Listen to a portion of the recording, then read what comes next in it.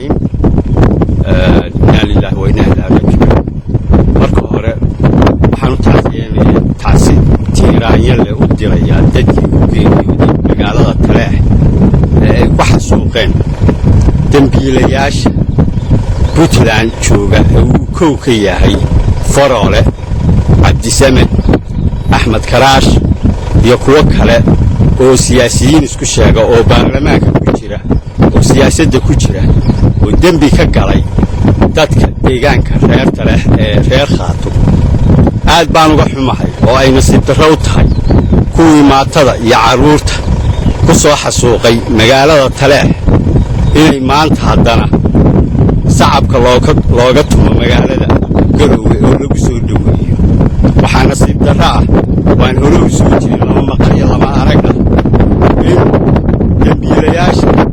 dadka laayay lagu soo dhaweeyo magaalooyinka caasimadaha ee weliba la yiraahdo madaxweynayaal iyo waxbay isu sharaxayaan annagu haddaan reer Khaatub nahay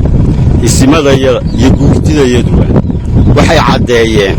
in aanan ka mid ahayn maamulka Puntland in aanan ku jirin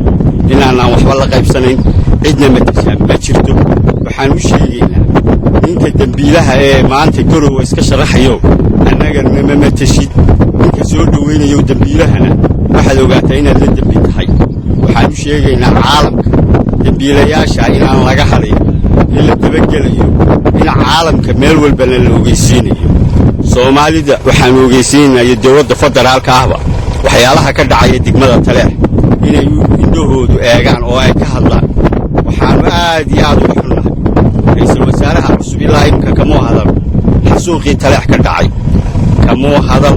ma garanayno sababtu waxay tahay madaxweynaha Xasan Sheekh kama hadal ra'iisul baarlamaan kama hadal haddii dadka qaarna lagu naaxinayo dhiigga dadka ay laayaan dee hanoo sheegeen dawladda federaalkii annagu haddaanu Khaatumannahay xilkii waa laga qaaday nimankii hore ee markii hore mitadi jiray inay yihiin madaxweynayaal oo ay ka mid yihiin Karaash iyo Biinde labadaba xilka waa laga qaaday waana dambiilayaal waxaanu caalamka iyo dadkaba la socodsiinaynaa in tigitaanka uu tegay magaalada Garowe meel uu harsado iyo meel uu joogsado markuu waayay inuu xagga u cararay waxaan u sheegaynaa wax ila uu hayaa haba yaraatee Khaatumana inaanay jirin inaanu matalin khaayinal wadan weeye dadkii uu dhaartay iyo geedkii uu ku dhaartay ayuu ku xasuuqay dadkii shacabka u tumeeyay axdigii baa qabanaya muslimnimadu maaha sida bini'aadnimadu maaha hal la ogaado inuu dambiile lambar kow digriga koowaad inuu yahay